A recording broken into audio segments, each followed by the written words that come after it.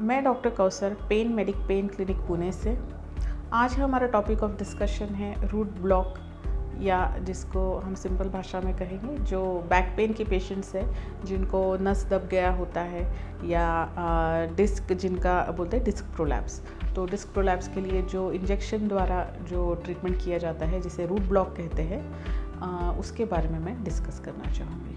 तो इसके लिए जैसे कुछ लोग सर्जरी के लिए फ़िट नहीं होते हैं, या जिनको सर्जरी नहीं कराना है, स्पाइन सर्जरी नहीं कराना है डिस्क प्रोलैप्स के लिए या नस दबी हुई नर्व कॉम्प्रेशन के लिए, तो ये प्रोसीजर हम करते हैं। इसके लिए आपको बेसिक इन्वेस्टिगेशन करा के, बेसिक ब्लड टेस्ट करा के ऑपरेशन थिएटर में लिया जाता है।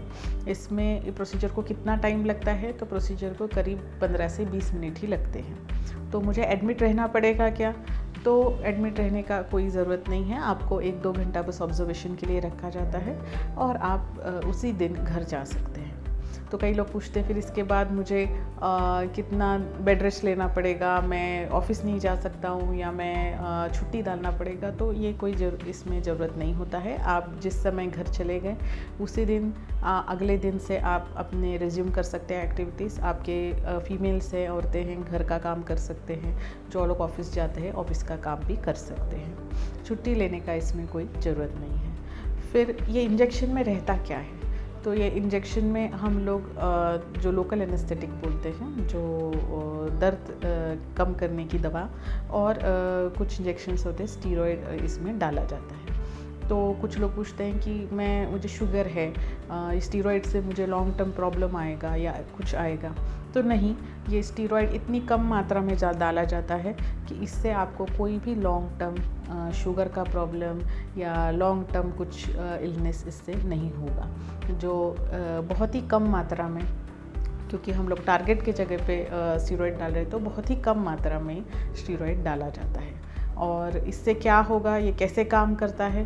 तो ये जैसे ही हम वो दवाई और ये स्टीरॉयड वहाँ पर डालते हैं तो वहाँ की नस या जो दब गया है वो श्रिंक हो जाता है, सूजन कम हो जाता है, और जैसे ही वो नर्व रिलीज़ हो जाती है आपका पेन कम हो जाता है। तो कुछ लोग बोलते हैं कि अब ये कितने समय तक रहेगा इसका इफ़ेक्ट, और मुझे आगे सर्जरी करना पड़ेगा क्या? तो अगर अच्छा इफ़ेक्ट आता है तो 75 to 80% लोगों में पॉजिटिव रिजल्ट्स आते हैं।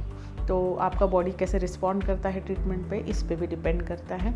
तो 75 to 80% is a very good chance that you could take without surgery.